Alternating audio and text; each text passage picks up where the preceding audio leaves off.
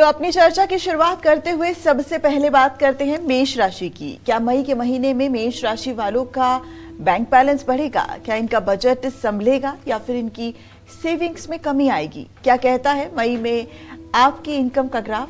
आइए जानते हैं।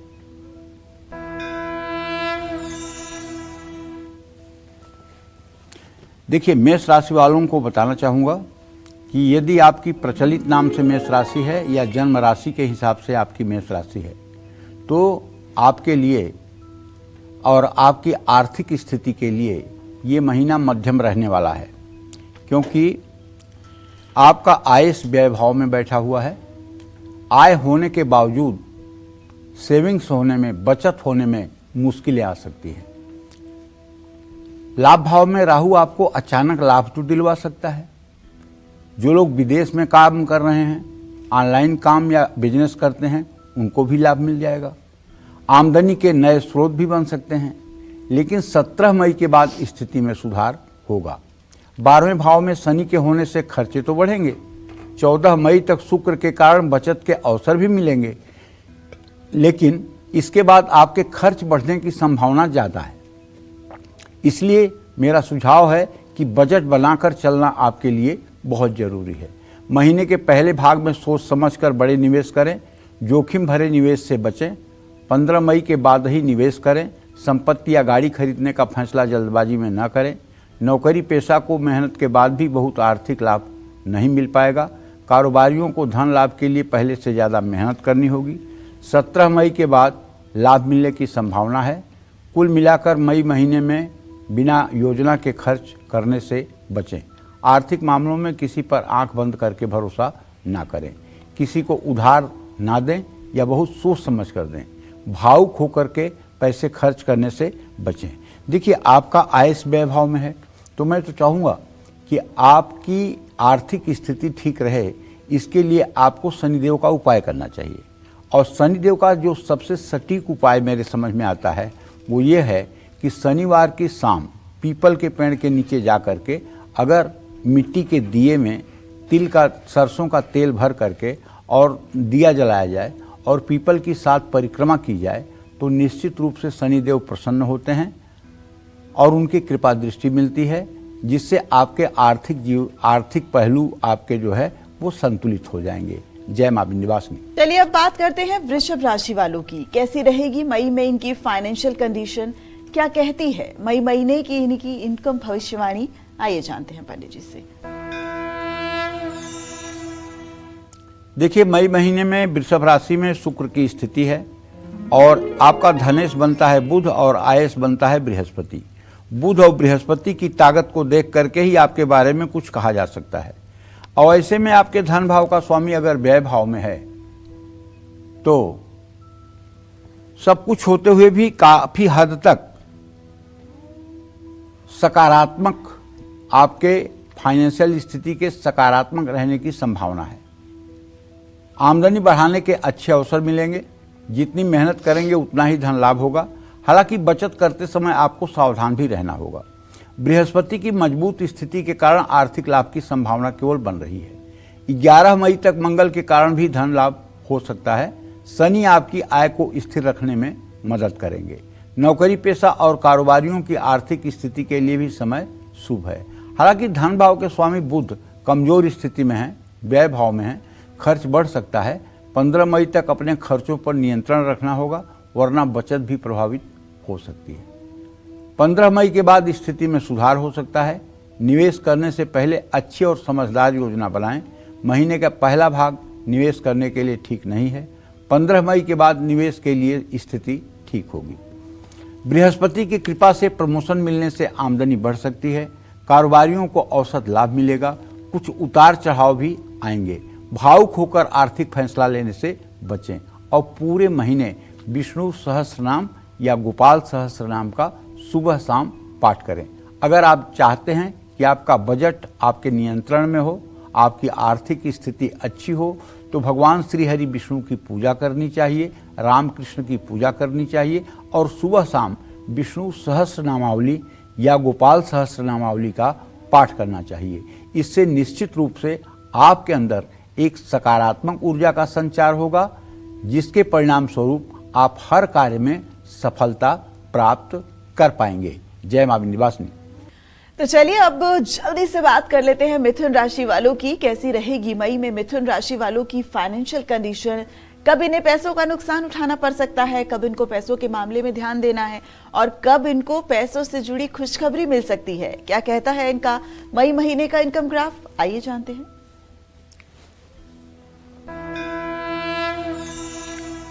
देखिए, मिथुन राशि में बृहस्पति की स्थिति है। मिथुन राशि के जातकों के लिए आय स्रोत का स्वामी मंगल होता है, धन का स्वामी चंद्रमा होता है। अगर मिथुन राशि किसी की प्रचलित नाम से है या जन्म राशि है तो मंगल और चंद्रमा का बल देख करके उसके जेब के हालत का पता लगाया जा सकता है। तो कहने का मतलब यह है कि मई के महीने में मंगल की स्थिति तो अभी मीन राशि में है और चंद्रमा तो हर 2.25 दिन के बाद अपना स्थान बदलेगा। तो मुझे जो संकेत मिल रहा है बृहस्पति के कारण, वो ये मिल रहा है कि मिथुन राशि के जातकों का ये महीना आर्थिक दृष्टिकोण से अच्छा रहने वाला है। मेहनत के अनुसार धन लाभ होगा, कोई बड़ा आर्थिक संकट आने की संभावना बिल्कुल नहीं है। 11 मई के बाद लाभ भाव में बैठकर मंगल आपकी मदद करेंगे, आमदनी तेजी से बढ़ेगी। बृहस्पति तो आपके लिए शुभ ही है और आर्थिक स्थिति को बल भी दे रहे हैं, तो अलग अलग स्रोतों से आपको धन लाभ हो सकता है। मई महीने में आपके खर्चे सामान्य रहेंगे। 11 मई के बाद आय बढ़ने से सेविंग्स भी होगी, बचत भी होगी, लेकिन ये भाई मंगल की दृष्टि के कारण अचानक कुछ खर्चे भी आ सकते हैं। ये खर्चे भाई बहनों के ऊपर हो सकते हैं।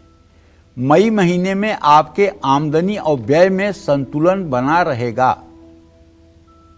कहीं पैसा लगाना है तो ये महीना आपके लिए अच्छा है। 11 मई के बाद निवेश से ज्यादा लाभ मिलने के आसार हैं।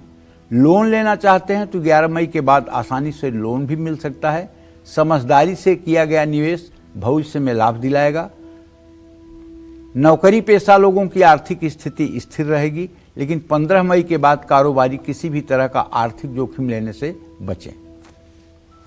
कुल मिलाकर मई महीने में अचानक आने वाले खर्चों के लिए तैयार रहें। निवेश में जल्दबाजी न करें। पैसों के मामले में किसी पर भी आंख बंद करके भरोसा न करें। मैं आपसे ये कहना चाहता हूं कि अगर आप चाहते हैं कि आपकी आर्थिक स्थिति सुदृढ़ रहे तो आपको रोज ऋण मोचन मंगल स्तोत्र का सुबह शाम 7 बार पाठ करना चाहिए। ओम मंगलो भूमि पुत्रश्च ऋणहर्ता धनप्रद स्थिरासनो महाकाय सर्वकर्म विरोधकः लोहितो लोहिताश्चैव सामगानां कृपाकरो एतानि कुजनामानि नित्यं यस्तया पठेत ऋणम न जायते धनम शीघ्रम माप्नुयात् धरणी गर्भ संभूतम विद्युतकांत समप्रभम कुमारम सत्यहस्तम च मंगलम प्रणमाम्यहम।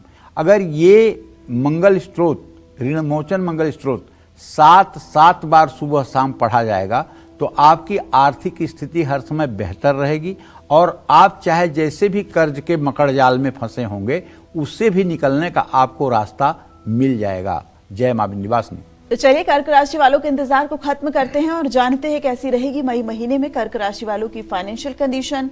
मई में कब इनको लेन देन में सावधानी बरतनी है और कब ये आमदनी बढ़ाने में सफल रहेंगे। क्या कहता है मई महीने का इनका इनकम ग्राफ, आइए जानते हैं।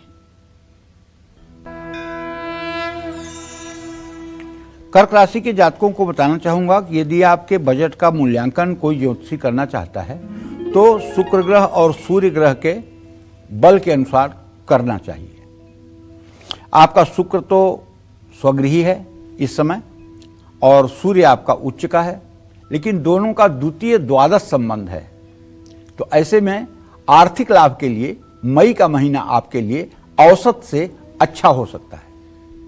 आमदनी बढ़ाने के अच्छे अवसर प्राप्त होंगे, लेकिन खर्च पर नियंत्रण रखना जरूरी होगा। 14 मई तक शुक्र आपकी आर्थिक स्थिति को बल देगा। धन भाव के स्वामी सूर्य भी आमदनी बढ़ाने का काम करेंगे, लेकिन 15 मई के बाद आर्थिक स्थिति में और ज्यादा स्थिरता आएगी। 14 मई के बाद शुक्र के 12वें भाव में आने से आपके खर्चे बढ़ेंगे। लग्जरी या दिखावे के कारण खर्च करने की आदत बढ़ सकती है, क्योंकि शुक्र व्यय भाव में होगा तो वाहवाही में ज्यादा खर्च हो सकता है। आपकी समझदारी आपके काम आएगी। जरूरी खर्च और बेकार के खर्चों में अंतर सीखना होगा। निवेश करने के लिए महीना बहुत अच्छा है। 15 मई के बाद निवेश करना फायदेमंद साबित होगा। पैसों का सही मैनेजमेंट करेंगे तो आर्थिक स्थिति काफी मजबूत रहेगी। नौकरी पेशा लोगों को आय बढ़ाने के अच्छे अवसर प्राप्त होंगे। कारोबारियों का मुनाफा भी बढ़ने की संभावना है। कम जोखिम के साथ जो काम करेंगे उनको आर्थिक लाभ जरूर मिलेगा। दूसरों के प्रभाव में आकर खर्च करने से बचना होगा। 14 मई के बाद अपने खर्चे संभालने होंगे। भावुक होकर आर्थिक फैसला लेने से बचें। यदि आप पुरुष हैं या महिला तो आपको चाहिए कि नित्य आप एक श्री यंत्र की स्थापना करके अपने घर में श्री यंत्र का पाद्य अर्घ आचमनी वस्त्र उपवस्त्र गंधाक्षत पुष्प धूप दीप नैवेद्य से श्री यंत्र का पूजन करें और श्री सूक्तम के 16 मंत्रों को पूजा करते हुए अनवरत बोलते रहें। अगर आपको श्री सूक्तम का मंत्र अभी तक बोलना नहीं आता है तो आप अपने YouTube पर श्री सूक्तम के मंत्र चालू कर दीजिए और वो मंत्र चलता रहे और आप महालक्ष्मी का पूजन करते रहिए। ये अभ्यास अगर आपका बन गया तो आप विश्वास करिए केवल मई में नहीं पूरे जीवन कभी आपको धन संबंधी समस्या नहीं होगी। ये मैं पूरा विश्वास के साथ कह सकता हूँ। जय मां विंध्यवासिनी। बात करते हैं सिंह राशि वालों की। सिंह राशि वालों की मई महीने में आर्थिक स्थिति कैसी रहने वाली है? कब इनकम बढ़ेगी या घटेगी? कब निवेश और खर्च संभल कर करना है? क्या कहती है मई की इनकी इनकम भविष्यवाणी? आइए जानते हैं। देखिए, यदि आपकी सिंह राशि है, चाहे प्रचलित नाम से है या जन्म राशि से है, दोनों प्रकार से बता रहा हूं आपको। अगर आपको कभी अपने आर्थिक स्थिति का मूल्यांकन करना हो या कराना हो तो आपसे ये कहना चाहता हूं कि आपको बुध ग्रह का विचार जरूर करना चाहिए। अगर आपकी जन्म कुंडली में बुध ग्रह की स्थिति अच्छी होगी या गोचर में आपका बुध अच्छा होगा तो आप मान के चलिए आपके ऊपर लक्ष्मी की कृपा बरसेगी। और अगर बुध कमजोर हुआ, बुध अस्त हुआ तो वो समय थोड़ा सा आपका हाथ टाइट हो जाएगा। अब इस समय बुध की स्थिति यह है कि आपके भाग्य भाव में है, सूर्य के साथ है, बुधादित्य योग बना रहा है। तो कहने का मतलब अब आपकी आर्थिक स्थिति अच्छी रहने वाली है।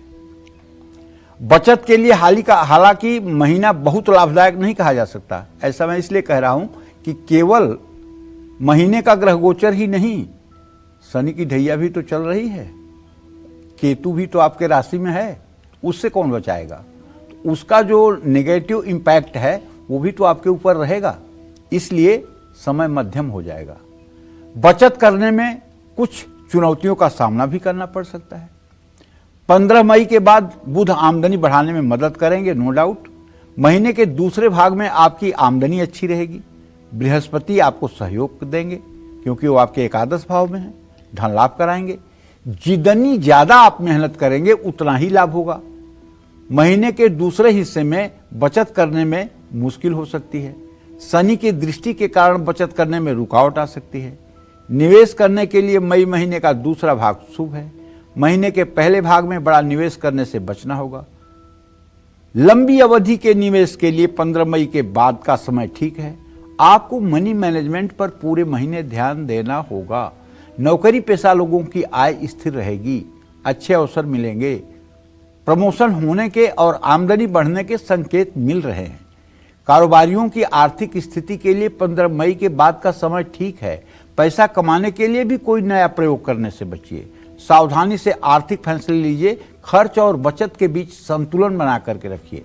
और आपसे कहना चाहूंगा कि आप नित्य राम रक्षा स्तोत्र का सुबह शाम पाठ करिए और सूर्योदय के समय उठने की कोशिश करिए। सूर्य को स्नान करके अर्घ दीजिए। हो सके तो नाड़ी शोधन प्राणायाम करिए और कम से कम 108 बार तो गायत्री मंत्र करना बनता है। 108 बार गायत्री मंत्र आप जरूर करें। और सिंह राशि वालों का जो सबसे निगेटिव फैक्टर होता है, जैसे शेर जब तक भूखा नहीं होता है तब तक शिकार के लिए नहीं निकलता है, उसी तरह से सिंह राशि वाले कभी कभी बहुत आलसी हो जाते हैं। जब तक उनके जीवन में चुनौतियां नहीं आती हैं तब तक वो एक्टिव नहीं होते हैं, ओवर कॉन्फिडेंस में हो जाते हैं। तो मैं आपसे कहना चाहूँगा कि इसीलिए आप सूर्योदय के समय उठिए, सूर्य को जल दीजिए, नाड़ी शोधन प्राणायाम करिए, गायत्री मंत्र का जप करिए। आपके लिए इतनी ही पूजा वरदान बन जाएगी।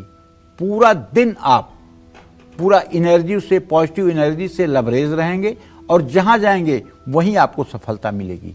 जय मां विंध्यवासिनी। मई महीने में कन्या राशि वालों को क्या धन लाभ होगा? क्या मई में इनको पैसों के लेन देन और निवेश से बचना है? क्या कहती है मई महीने की इनकी इनकम भविष्यवाणी? आइए जानते हैं। अगर किसी की कन्या राशि हो और उसे अपने आर्थिक संतुलन के बारे में जानना हो, अपने बजट के बारे में जानना हो, अपने आय स्रोत के बारे में जानना हो या अपने बैंक बैलेंस के बारे में जानना हो, तो भैया मैं साफ साफ बता रहा हूं, चंद्रमा और शुक्र दो ग्रहों के बलाबल को विचार कर लिया जाए तो चीजें एकदम आईने की तरह साफ हो जाती है। अब जो आपका मई महीने का ग्रह गोचर बन रहा है उसके हिसाब से चंद्रमा और शुक्र की स्थिति परस्पर अभी तो आज सदाष्टक योग की है, लेकिन ये स्थितियां बदलती रहती हैं। तो कम से कम ये आप कह सकते हैं कि शुक्र अभी स्वगृही है, तो इसलिए ये महीना आपके लिए मध्यम रहने वाला है। आमदनी होगी लेकिन बढ़ता हुआ खर्च आपको डिस्टर्ब कर सकता है। लाभ भाव का स्वामी चंद्रमा की आर्थिक स्थिति को संतुलन बनाने में मदद तो मिलेगी, लेकिन दूसरे भाव पर बृहस्पति की दृष्टि होने से धन लाभ के योग भी बनेंगे। 14 मई तक आमदनी के अच्छे अवसर आपको मिलते रहेंगे, आर्थिक स्थिति में स्थिरता आएगी। लेकिन सूर्य का जो ट्रांजिट है उसके कारण अनावश्यक खर्चे भी बढ़ सकते हैं। 11 मई तक मंगल की दृष्टि भी खर्च बढ़ा सकती है। अच्छी आमदनी के बाद भी आपको बचत करने में मुश्किल हो सकती है। थोड़ी समझदारी दिखाएंगे तो आर्थिक स्थिति को स्थिर रख सकते हैं। मई महीने में आपको सोच समझकर निवेश करना होगा। महीने के पहले भाग में सावधानी से निवेश करें, लंबी अवधि के निवेश पर ध्यान दें। इस समय बजट बनाकर चलना फायदेमंद होगा।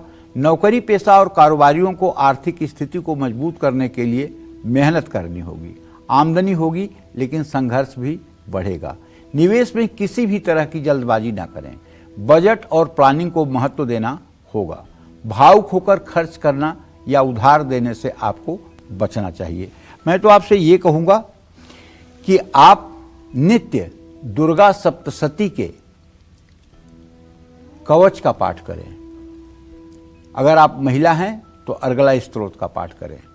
अगर आप पुरुष हैं तो दुर्गा अष्टोत्तर शतनाम का पाठ करें, चौथे अध्याय का पाठ करें और क्षमा प्रार्थना करें। पूरे जीवन के लिए अगर ये उपाय आप अपने मन में उतार लें तो मैं विश्वास के साथ कह सकता हूँ, मई हो या जून, जुलाई हो या अगस्त, जगत जननी जगदम्बा की कृपा कटाक्ष आपके ऊपर ऐसी रहेगी कि कभी भी आपका आर्थिक संतुलन गड़बड़ नहीं होगा। आपका आर्थिक संतुलन तभी गड़बड़ होगा जब आप वाहवाही के लिए खर्च करने लगेंगे। जब आप वाहवाही के लिए खर्च करने लगेंगे तभी आपका आर्थिक संतुलन गड़बड़ हो सकता है, वरना आपकी आर्थिक स्थिति अच्छी रहेगी। जय मां विंध्यवासिनी। तो चलिए इसी के साथ अब बात करते हैं तुला राशि वालों की। मई में तुला राशि वालों को कब ज्यादा पैसा खर्च करना पड़ सकता है और कब इनका बजट संभलेगा? क्या कहता है मई का इनका इनकम ग्राफ? आइए जानते हैं। देखिए, तुला राशि के जातकों को बताना चाहूंगा कि सूर्य और मंगल दो ग्रहों के बलाबल का अनुमान करके आपके आय स्रोत और आपके बैंक बैलेंस के बारे में बहुत हद तक जाना जा सकता है।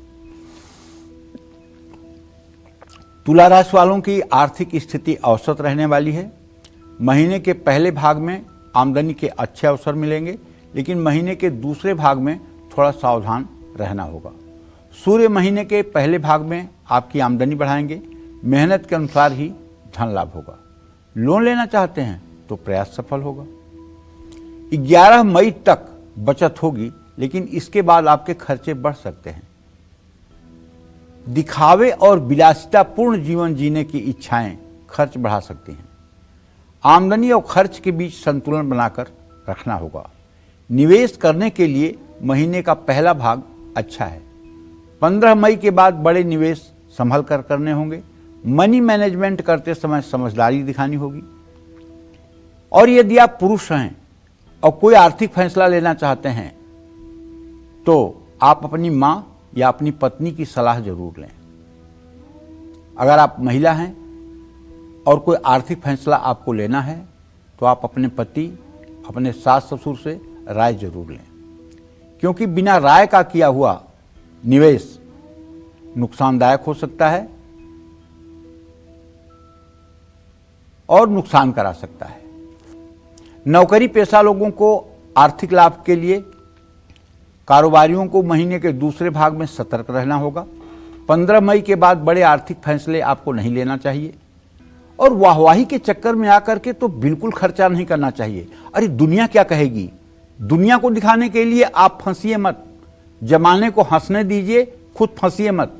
अपने बजट और अपने हिसाब से निर्णय लीजिए। निवेश करने से पहले किसी से सलाह जरूर लीजिए और सलाह लेने के लिए हमारे शास्त्रों में कहा गया है, पत्नी से बढ़कर के कोई अच्छी सलाहकार नहीं होती। हमारे यहां नीति का एक श्लोक है, पतिव्रता महिलाओं के बारे में 6 लक्षण बताए गए हैं। कार्ये सुमंत्री, रोगे सुदासी, भोजे सुमाता, सैने सुरंभा, क्षमा धरित्री, धर्मे सुधर्मम, एतानि खड्गुणान पतिव्रता चरंती। 6 गुण पतिव्रता स्त्रियों के बताए गए हैं, जिसमें पहला गुण बताए गए हैं कि वो कार्य में आपके सचिव की भूमिका अदा करे। अगर आप कोई व्यवसाय कर रहे हैं या कोई आप काम कर रहे हैं या कोई आप निवेश कर रहे हैं, उसमें उसकी राय ऐसे हो जैसे किसी बड़े मिनिस्टर का सचिव उसको सही सलाह देता है। सचिव की भूमिका हो किसकी? पतिव्रता नारी की। कार्ये सुमंत्री, रोगे सुदासी, अगर पति को रोग हो जाए तो पत्नी की भूमिका दासी की तरह हो जाए। मतलब तब वो ये ना सोचे कि मेरा तो बराबरी का अधिकार है, मैं इनकी सेवा क्यों करूं, मैं इनकी देखभाल क्यों करूं, ऐसा नहीं। वो अपने को दासी मान करके और हर प्रकार से सेवा शुश्रूषा करे। भोजे सुमाता, खाना भोजन कराते समय ये ना सोचे कि मैं इनकी पत्नी हूं, मैं इनकी आज्ञाकारिणी हूं, इनको शुगर हुआ है और ये मिठाई मांग रहे हैं तो मैं इनको मिठाई खिला दूं। नहीं, अगर शुगर है और मिठाई हाथ में भी ले लिए तो हाथ से छीन लो। अगर लीवर फैटी है और तेल घी मसाले की चीज खाना चाहते हैं, इनके सामने से प्लेट हटा दो, नाराज हो जाएंगे, नाराज हो जाए। जैसे बच्चे को आप खिलाते हो कि क्या इसके लिए फायदेमंद है, क्या नुकसानदायक है, उसी तरह से मां की तरह हो करके अपने पति के भोजन पर आपको ध्यान देना चाहिए। उनके खुश होने और नाराज होने से आपके ऊपर कोई फर्क नहीं पड़ता है। इसका कोई दोष आपको भगवान के हाथ से नहीं लगेगा। आप उनके स्वास्थ्य को ध्यान में रख करके उन्हें खान पान की छूट दें। शयने सुरंभा, शयन के समय, सोते समय आपकी भूमिका रंभा अप्सरा की तरह होनी चाहिए। रंभा अप्सरा इंद्र के दरबार की एक अप्सरा है। ऐसा नहीं कि आप जैसे हैं वैसे हैं और जाकर के मतलब कि बेड पे पड़ गई, ऐसे नहीं। आपको चाहिए कि सोने से पहले आईने के सामने जाकर के अपने मतलब कि जो है को ठीक ठाक करके उसके बाद आप शयन करें। धर्मे सुधर्मम, धर्म के मामले में चाहे सोमवार का व्रत हो, चाहे त्रयोदशी हो, चाहे प्रदोष हो, और चाहे कोई व्रत हो, चाहे वो महालक्ष्मी का व्रत हो, वैभव लक्ष्मी का व्रत हो, सब धर्मों में आप आगे रहें, वो आप करती रहें बिना किसी के कहे। धर्मे सुधर्मम, और क्षमा धरित्री, धरती की तरह आपके अंदर क्षमा हो। अगर पति के मुंह से कभी फ्रस्ट्रेशन में, टेंशन में आपके लिए कुछ खराब शब्द निकल गया, आपके मायके वालों के लिए उन्होंने कोई खराब टिप्पणी कर दी, तो आप बदले की भावना से अपने हृदय में उस बात को मत रखिए कि अच्छा ऐसा बोला है, मैं सबक सिखाऊंगी। नहीं, आप माफ करिए और आगे बढ़िए। तो ये पतिव्रता स्त्रियों के 6 गुण शास्त्रों में कहे गए हैं। जय मां विंध्यवासिनी। तो चलिए अब बात करते हैं वृश्चिक राशि वालों की। मई में कब मिलेगी वृश्चिक राशि वालों को पैसों से जुड़ी अच्छी खबर, और कब इनका खर्च ज्यादा बढ़ सकता है, क्या कहता है इनका मई महीने का इनकम ग्राफ, आइए जानते हैं। वृश्चिक राशि के जातकों को बताना चाहूंगा कि आपके आय स्रोत का स्वामी होता है बुध और धन का स्वामी होता है बृहस्पति। बुध और बृहस्पति का मूल्यांकन आपके आर्थिक स्थिति के मूल्यांकन के लिए सबसे उपयुक्त और सही तरीका ज्योतिष शास्त्र में बताया गया है। और ये मई के महीने में बुध और बृहस्पति की स्थिति परस्पर तृतीय एकादश है। मेष राशि में जहां बुध की स्थिति है और बृहस्पति वहीं मिथुन राशि में स्थित है। तो वृश्चिक राशि वालों की आर्थिक स्थिति के लिए मई का महीना औसत रहने वाला है, क्योंकि बुध का गोचर बदलेगा। आमदनी बढ़ाने के तो अवसर मिलेंगे, लेकिन कुछ उतार चढ़ाव भी आते रहेंगे। 15 मई तक बुध से आपको आर्थिक लाभ मिलेगा। महीने का पहला भाग शुभ है, मेहनत के अनुसार ही धन लाभ होगा। लेकिन महीने के दूसरे भाग में आपको पैसों को लेकर थोड़ा सजग और सावधान रहना होगा। बृहस्पति 8वें भाव में बैठकर आपको आर्थिक चुनौतियां दे सकते हैं। हालांकि बृहस्पति के कारण आपको थोड़ी सेविंग्स भी करने की संभावना है। खर्चों को नियंत्रित रखना सीखना होगा, फिजूल खर्च रोकने होंगे। मई महीने में बहुत सावधानी से निवेश करें, बड़े निवेश से बचें। समझदारी से किया निवेश ही आपको लाभ पहुंचाएगा। लालच में आकर निवेश करना हानिकारक साबित हो सकता है। नौकरी पेशा लोगों की आर्थिक स्थिति के लिए महीने का पहला भाग शुभ है। 15 मई के बाद उनको किसी भी तरह से जोखिम लेने से बचना होगा। जल्दबाजी में किसी भी तरह का आर्थिक फैसला आपको नहीं लेना चाहिए और आपको चाहिए कि नित्य आप हनुमान जी की उपासना करें। हनुमान जी की उपासना से आपके जीवन के सारे संकटों का समाधान होगा और हो सके तो गणेश जी की भी उपासना करनी चाहिए। जय मां विंध्यवासिनी। बात करते हैं धनु राशि वालों की। कैसी रहेगी मई महीने में धनु राशि वालों की फाइनेंशियल कंडीशन? मई में कब इनको लेन देन में सावधानी बरतनी है और कब ये आमदनी बढ़ाने में सफल रहेंगे? क्या कहता है मई महीने का इनका इनकम ग्राफ? आइए जानते हैं। मई का महीना धनु राशि के जातकों के बारे में अगर मैं बात करूं तो आपका धनेश शनि और आय शुक्र है। शुक्र और शनि के बलाबल को देख करके आपके बजट और आपके बैंक बैलेंस के बारे में अनुमान लगाया जा सकता है। तो धनु राशि पर इस समय शनि की ढैया भी चल रही है। तो कहने का मतलब भले ही आपके इस समय गोचर से शुक्र और शनि की स्थिति अच्छी दिख रही है, लेकिन धनु राशि के जातकों के लिए ये महीना आमदनी के दृष्टि से तो मध्यम ही रहने वाला है और सेविंग्स के लिए तो कमजोर रहने वाला है। कमाई तो होगी, लेकिन सेविंग्स करने में मुश्किलें आएंगी, क्योंकि शुक्र बहुत मजबूत स्थिति में नहीं है। ऐसे में आय उम्मीद से कम होगी। 14 मई के बाद बृहस्पति के प्रभाव से मेहनत करेंगे तो थोड़ा लाभ मिलेगा। संपर्कों से आपको कुछ अवसर मिल सकते हैं। बचत के लिए महीना कमजोर है। खर्चों पर नियंत्रण रखना होगा। ऐसा नहीं किया तो आप पर भी आर्थिक दबाव बढ़ सकता है। अचानक कुछ ऐसे खर्चे भी होंगे जिन पर आपका कोई नियंत्रण नहीं रह पाएगा। योजना बनाकर निवेश करना समझदारी है। इस महीने बड़ा निवेश करने से आपको बचना चाहिए। पैसों के लेन देन में अनुशासन रखें। नौकरी पेशा लोगों को मेहनत के अनुसार आमदनी मिलेगी, लेकिन कारोबारियों को 11 मई तक कोई भी आर्थिक जोखिम नहीं लेना है। मई महीने में बजट बनाकर चलने से आपको लाभ मिलेगा। अगर आपकी धनु राशि है तो आप 2 उपाय करिए। एक तो शाम को सुंदरकांड का पाठ करिए और दूसरा हर शनिवार को पीपल के पेड़ के नीचे सरसों के तेल का दिया जलाकर पीपल की 7 परिक्रमा करिए। इससे मुझे उम्मीद है कि आपके जीवन में जो प्रकृति द्वारा मार्गदर्शन मिलेगा उससे आपका जीवन सहजता के साथ आगे बढ़ेगा। जय मां विंध्यवासिनी। करते हैं मकर राशि की। मई का महीना मकर राशि वालों के लिए इनकम के लिहाज से कैसा रहेगा? क्या इनको धन लाभ होगा या फिर इनको उठाना पड़ सकता है कोई भारी नुकसान? आइए जानते हैं। मकर राशि के जातकों को बताना चाहूंगा कि आपके लिए ये महीना आर्थिक दृष्टिकोण से अच्छा रहने वाला है, लेकिन सेविंग्स करने में, बचत करने में मुश्किल हो सकता है, क्योंकि आपके धन भाव का स्वामी शनि वो इस समय मीन राशि में अपने भाव से द्वितीय द्वादश का संबंध बना रहा है। और अगर इस हिसाब से देखा जाए तो मंगल की स्थिति, जैसे जैसे आमदनी बढ़ेगी खर्च भी बढ़ते चले जाएंगे। लाभ भाव के स्वामी मंगल 11 मई तक अच्छी स्थिति में रहेंगे और आमदनी बढ़ाने में मदद करेंगे। आत्मविश्वास बढ़ने से भी आर्थिक स्थिति में सुधार आएगा। 11 मई के बाद आर्थिक लाभ मिलने में देरी हो सकती है। राहु केतु अचानक खर्चे बढ़ा सकते हैं। बचत करना चुनौतीपूर्ण हो सकता है। शनि आपकी मदद तभी करेंगे जब आपकी अनुशासित होकर आप खर्च करेंगे। घर के बड़ों की सलाह से बचत करने में मदद मिल सकती है। निवेश से पहले अनुभवी लोगों से सलाह जरूर लें। बड़े निवेश में बहुत सावधानी बरतनी होगी। लंबी अवधि के निवेश करना बेहतर साबित होगा। नौकरी पेशा और कारोबारियों को 14 मई से पहले बड़े आर्थिक फैसले लेने चाहिए। 14 मई के बाद आर्थिक मामलों में सतर्क रहना जरूरी होगा। जय मां विंध्यवासिनी। और अब बात कुंभ राशि की। मई में कुंभ राशि वालों को फायदा होगा या नुकसान? मई में इनकी इनकम घटेगी या बढ़ेगी? क्या कहता है मई महीने का इनका इनकम ग्राफ? आइए जानते हैं।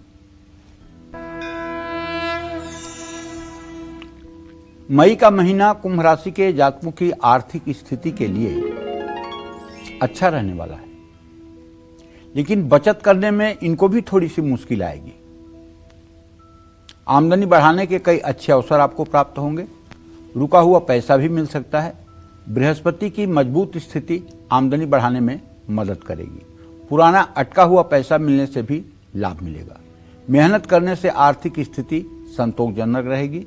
एक से ज्यादा स्रोतों से आपको आर्थिक लाभ मिलने की संभावना है। 11 मई तक आपके खर्च बढ़े रहेंगे। शनि और मंगल बचत करने में बाधा बनेंगे। इसके बाद स्थिति में सुधार होगा। फिजूल खर्ची रोकिए तो थोड़ी बचत हो सकती है। निवेश करने के लिए महीना शुभ है। सोच समझकर किया गया निवेश आपको लाभ पहुंचाएगा। कारोबारियों की आर्थिक स्थिति के लिए महीने का पहला भाग शुभ है। नौकरी पेशा के लिए पूरा महीना शुभ है। आवेश या किसी के बहकावे में आकर खर्च करने से बचना होगा।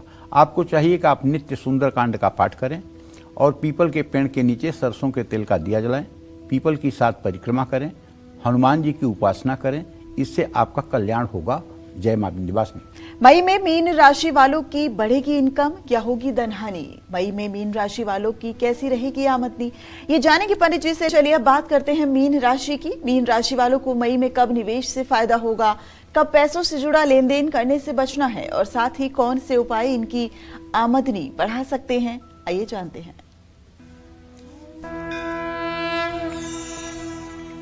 देखिए, आपको बताना चाहूंगा, यदि आप मीन राशि के जातक हैं तो आपके आय स्रोत का स्वामी शनि होता है और आपके धन का स्वामी मंगल होता है। शनि मंगल का मूल्यांकन करने के बाद आपके आर्थिक पहलू को स्पष्ट रूप से जाना जा सकता है।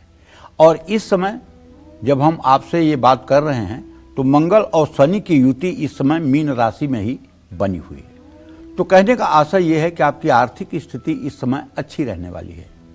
कोई बड़ा लाभ मिलने की संभावना तो नहीं है, लेकिन फिर भी आर्थिक स्थिति मजबूत रहेगी।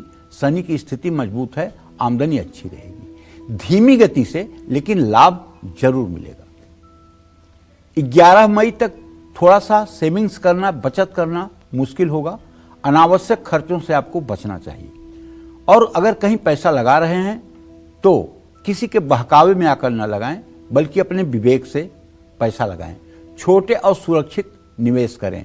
जल्दबाजी में कोई पैसे से जुड़ा फैसला न लें। जोखिम उठाकर पैसा कमाना ठीक नहीं होगा। बजट बनाकर चलें। आपसे ये कहना चाहता हूं कि आप हर शनिवार शाम को पीपल के नीचे सरसों के तेल का दिया जलाएं और पीपल की 7 परिक्रमा करें और अपने घर में हर दिन आप सुंदरकांड का पाठ करें। अगर आप हर दिन सुंदरकांड का पाठ सुबह या शाम करना शुरू कर दें तो मेरा विश्वास है मई का महीना आपके लिए यादगार बन जाएगा। जय मां विंध्यवासिनी।